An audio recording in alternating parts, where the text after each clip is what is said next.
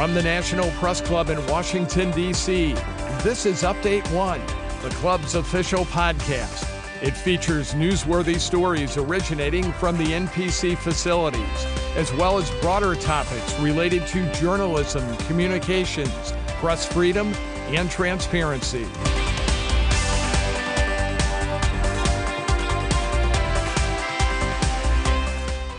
Hello, everyone, and welcome to the National Press Club's Update One podcast. I'm Gemma Puglisi, and today it's part 2 of our interview with television legend Maury Povich.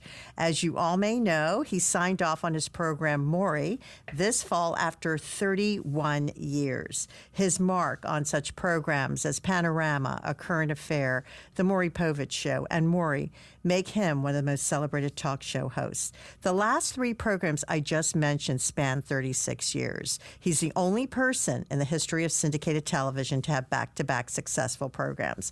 He has the distinction of being the longest-running daytime talk show host in TV history. Before that, he worked in just about every major market in the country, from Washington, D.C., Philadelphia, San Francisco, Los Angeles, Chicago, and New York.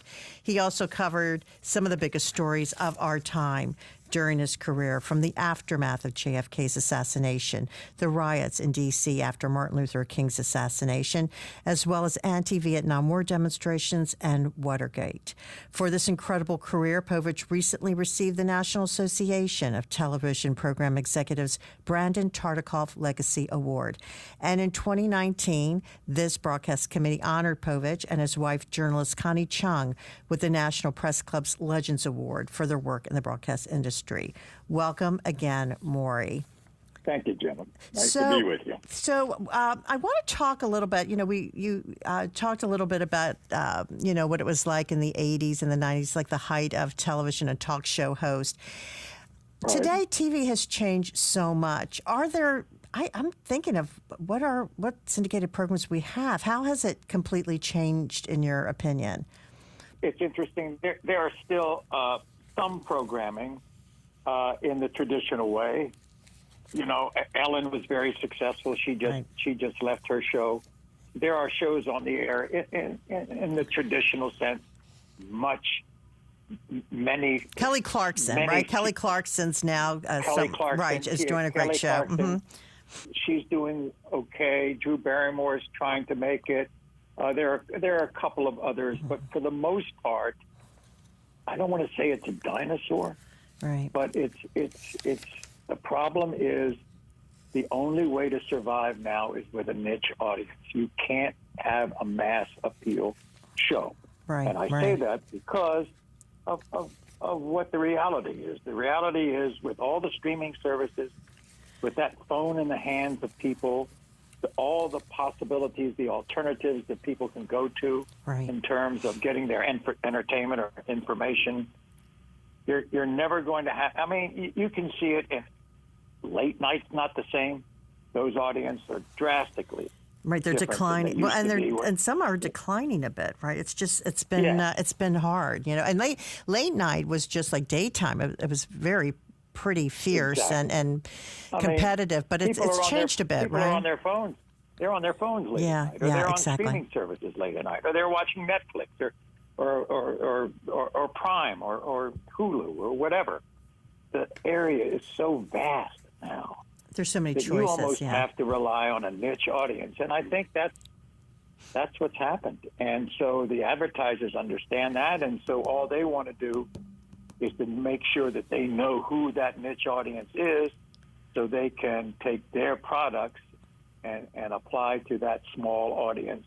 It's smaller, but it's more loyal. That's what they're looking for. So what advice do you have for someone who wants to get into the industry today? I mean, you spent some time with me sharing how you got started. I mean, I looked at your resume. I mean, you were working in radio and doing statistics for the Senators baseball team when you were in college? Right. And I mean, you never stopped. You never stopped, Maury. I mean, it's been like nonstop. I mean, till now, right? You've been working nonstop. My father used to tell me when I was just started out and I was this kind of gopher for Bob Wolf, the legendary baseball broadcaster for the Washington Senators, and I was carrying equipment around and getting coffee and doing all this stuff. And my father says to me, he says, "So I'm watching you around the ballpark. Do you have a title?" I said, "Yeah, I'm an associate producer." And then he looks around and he says, "An associate producer gets coffee, lugs around equipment. Is that what it's called?" He said, "You know, son, I think you're in the right business. You got big shot-itis." That's great. I love it. That's how it started. I love it. And so, I mean, but I still say the same thing to young people that I experienced when, first of all, when I went to college, I was lucky because I was working for Bob Wolf in the summer, but there was no such thing as internships. Yeah, Nobody exactly. had an internship. Right. So when I got out of college and wanted to get into the business, it was a catch-22 situation. First of all, you couldn't get into television unless you were in radio. So if I went to radio, because everybody in television back in the early 1960s had come from radio, and you had to have a big voice. And I used to go in the car and practice my voice all the time and try to lower it all the time and try to get. And I couldn't do it naturally, so it took a lot of cigarettes and whiskey to do that. So, but anyway, what happened was I couldn't get a job because I hadn't been on the air, and if you weren't on the air, you couldn't get a job. And so I started in this publicity department and then hung around the newsroom. So I tell kids the same thing today: just get into the place. It doesn't matter where you get in, what door you get into. Get the foot in the door, right? And then just find a way to get to where your heart is, whatever that is in the business. And I think it still applies. Great advice. Great advice. I have another question, and I want to go back to your career again, and we talk about how long you have been, in the industry, and there's a sense of responsibility. I mean, of course, it's great, right? You have this great show, and you're very successful, but there's, and of course, it's financially fantastic, right? But there's a huge responsibility, I think, sometimes that people don't realize. When you have a show, right, you have to keep the ratings up. Like you talked earlier, you want to make sure that the audiences are still watching. Can you share some of that responsibility, like the pressures? I mean, now I'm sure now you feel that the pressures are all off, right? You don't have to have that pressure of, what's it like doing a show a day in and day out and putting it together and the responsibilities? Because I think we just see one side of it. We don't really see all the pressures behind the scenes. Right. It's very interesting. I looked on the pressure differently than most people. Believe it or not, I did the show for myself.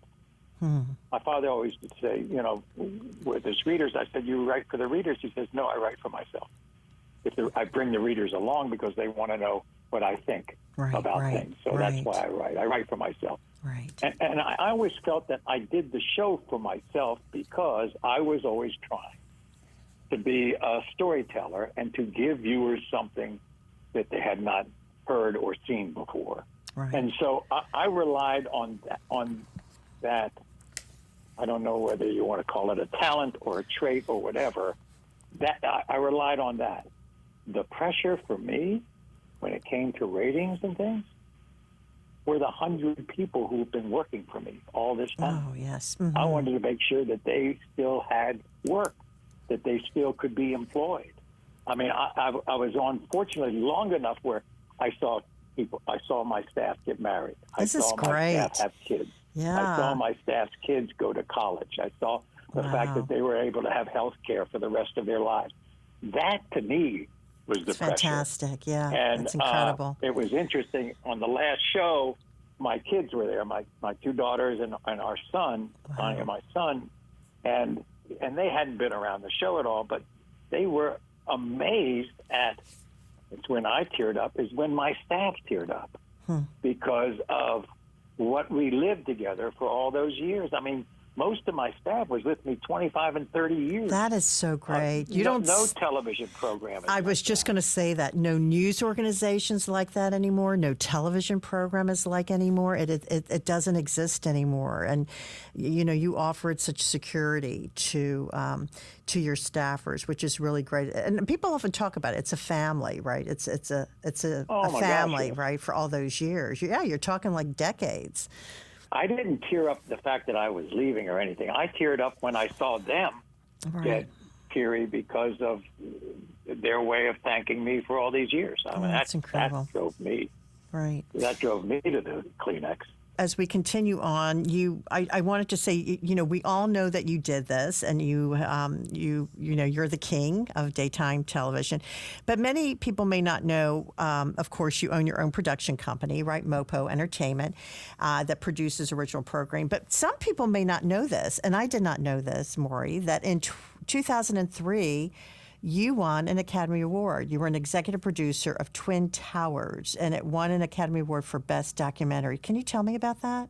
I had this company that was doing programming, and it was run by a young man who worked for me for a long time, first with my promotion company and then with Mopo Entertainment, and his name was Rob Port. And he was very, very close because he had lived in New York. He was very close to the New York City Police Department and the fire department. Right. And he wanted to do a documentary on these two brothers who one was in the emergency services unit for the New York City Police, and the other was a fireman with the New York City Fire Department. And he wanted to do this to show what these brothers would do. And he did this whole huge amount of filming with these two brothers. Then 9/11 comes along, and both brothers die in 9/11. And so we turned it around to an homage to them, calling it Twin Towers, the brothers, of course, in the towers. And it was a short documentary of 32 minutes. And the co-producer of the show with me was Dick Wolf, the very famous dramatic producer of all the Law and Order drama series. And so the short documentary, and Rob says, "You want to come to the awards?" I said, "Rob, every single time I've ever gone to a ceremony where I was nominated for anything, I never won. I am not going to go." Oh gosh! So you didn't go? And he said, so I said, so Connie and I, believe it or not, I guess it was a vacation time. We were in the Bahamas, right, watching the Academy Awards on television, and Twin Towers wins, and Rob goes up there and thanks me, and later on I heard that Oprah had said to somebody, "What the hell is this guy thanking Maury Povich for?" That's great. That is great. So Oprah, that's the story. That's how I got involved with this thing. But it's incredible. It's a great. I have to watch it now. But that's incredible. And everybody said, "How did you? Where did all this? You're a talk show host and everything." I said, "Well, I'll tell you another story. One of my favorite film creators is Mel Brooks, and everybody knows all the Mel Brooks movies. Right. But nobody knows the fact that Mel Brooks produced a movie called Elephant Man. So take that. I did not know that. You can have varied careers, even though you're known as one thing. You can be another. I'll never. I mean, I can remember years and years and years ago. The nicest thing I ever got out of Tom Shales, the Pulitzer Prize-winning TV critic for the Washington Post. Right. Remember him. I was doing Panorama, and he said, "Povich is a Renaissance man." I went, "Wow, that's can't. I think I'll take that as a compliment." Yeah, that is a great compliment from Shales too. And then later on, well, let me tell you about it. Later on, I'm doing a current affair. Shales writes this critique of me. He uses every S word he can use to describe me: smarmy, snotty, sordid, everything. Every S word in the world. I call up my father. I said, "Dad, you don't let Mom don't let Mom read the Washington Post today because Shales has just brutalized me, and it's just terrible. So don't let Mom read it. She says, well, don't worry about it, son. Just go about your business. It's just fine. I said, well, Dad, he says, I was part of the people that hired Tom Shales at the Washington Post. I said, yeah, Dad, but I'm your son. He says, yeah, but good writers are hard to find. Thanks, Dad. Oh, good grief. Thanks, Dad. Oh, good grief. I love it. So we've had a rather interesting career, Tom and I. Oh, that's incredible. So, what, speaking of careers, right, if you had not gone into this industry, right, what do you think you would have done? I'm just curious. I'd be useless. Oh, no.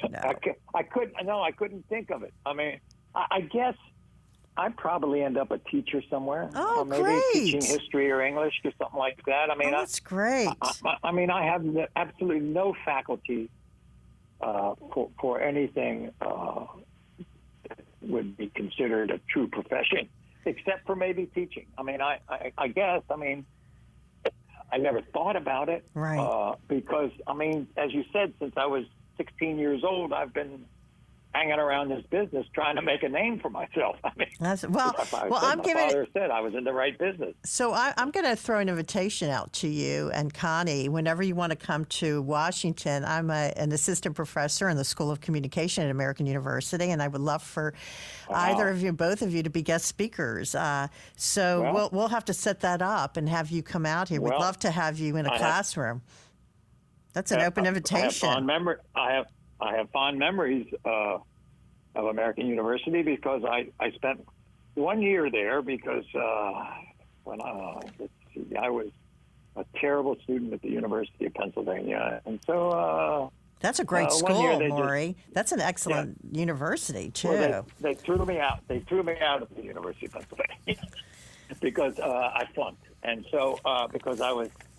I went to the Landon School for Boys back then. And therefore, I was socially retarded when I went to the University of Pennsylvania, and I had a lot more fun outside the classroom than inside. Right. So they told me to leave, and so I was going to go, and actually I was going to go and try to get my reserve duty done in the military. Sure. And my father said, "Oh, no, you're not leaving this like this." And so he was able to get me into the American University for a year, and I reapplied to Penn and got back in and graduated like after 5 years in a summer or something. Oh, like my that. God, what a great story. That means a lot. Well, we'll have to have you come out for sure. Oh, yeah. Absolutely. You and Connie. Have great memories of AU. So it's great. So we're getting close to the end. I just wanted to say, I talked about your great career, but, you have also been an amazing philanthropist. You have supported educational programs and sports programs for disadvantaged and minorities. You have an endowed chair now, right, for political reporting at University of Pennsylvania. But you also have a passion for golf, right? Tell us about that. And you're a pretty good golf player. What's your handicap? Tell us about that. Well, I have it between a 2 and a 3 handicap. Golf has been my just go-to thing for all of these years. And I started out as a fair golfer, and then I got a little better, and then I won some club championships at Woodmont. And then when I turned 50, my wife I had never had a lesson in my life, and so my wife bought me a coach, a guy who for many, many years was a broadcaster on CBS's golf coverage named Peter Costas. Right. And Costas and I, and she says, this is the golf god. This is the guy you got to go to. Right. And so we've become so inseparable.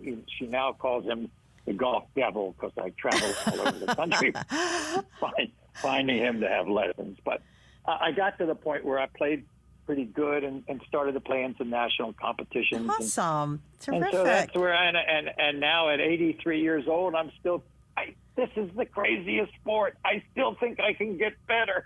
Oh, I think that's fantastic. You're so inspirational on television, off off of, in television, out of television, and on the golf course, but just for everything that you do. I did get it done in 2 podcasts. I was afraid I was going to need 3 or 4 parts. I was going to actually call Netflix to see if we could do a series about you and your career. But I want to honestly thank you from all of us, your fellow journalists. You don't want to do a third. You don't want to do a third podcast, Gemma, because as I said, when people asked me about why I was retiring, I'll tell you the same thing about a third podcast.